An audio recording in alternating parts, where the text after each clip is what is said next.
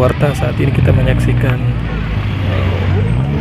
aksi warga menutup jalan Poros Antang Raya, tepatnya di depan Kimia Farma dan Kampung Kuliner Makassar, Jalan Poros Antang Raya.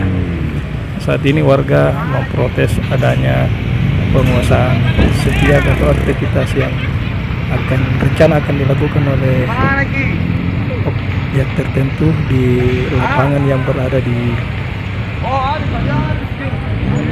tak jauh dari misi Pasar Raya, Jalan Poros Antang. Menurut warga, tanah itu sudah diwakafkan dan bisa difungsikan untuk kegiatan-kegiatan olahraga yang ada di daerah Antang. Sampai saat ini aksi penutupan jalan oleh warga masih berlangsung.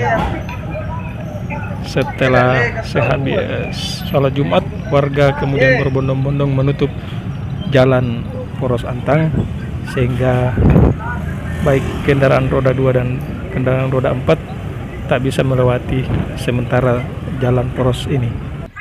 Jangan lupa subscribe dan klik lonceng notifikasi channel Pewarta.